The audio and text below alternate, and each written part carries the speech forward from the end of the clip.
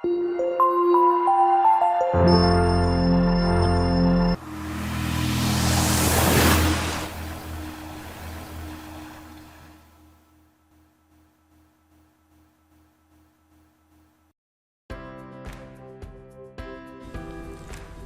alaikum jama'a, barkanku da kasancewa da duniyar mamaki a wannan lokacin.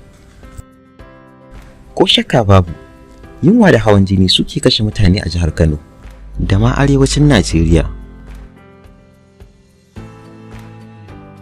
Amma kafin nan, domin samun sababbin shirye-shiryenmu a kan lokaci, ku danna subscribe da alamar ƙararrawa.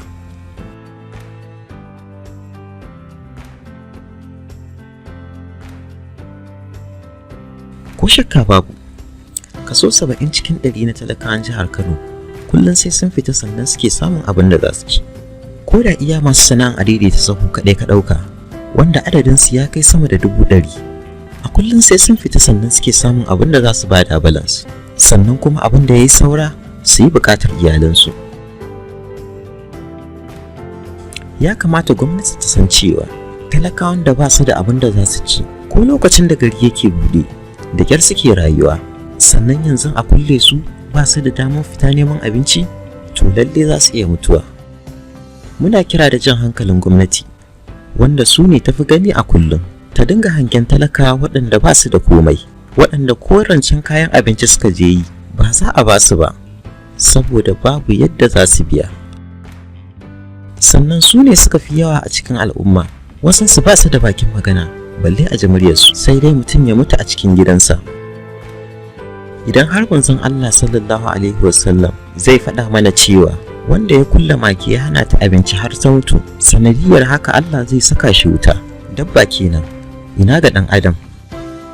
Kamata yayi gwamnati ta canza salon yaƙi da wannan cutar ta COVID-19 ta hanyar ba wa masu ƙananan ƙarfi damar fita neman abinci, tare da ba su umarnin yin amfani da takunkumin hanci kamar yadda ƙasashen turai suke yi.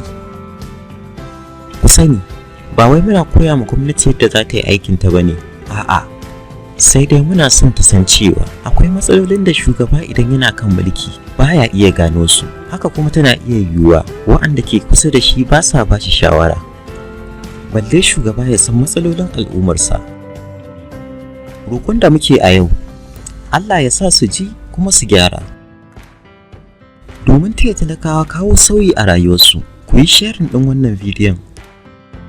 Domin samun sababbin shirye-shiryenmu a kan lokaci, da na subscribe da alamar ƙararrawa. Ku kasance da duniyar mamaki.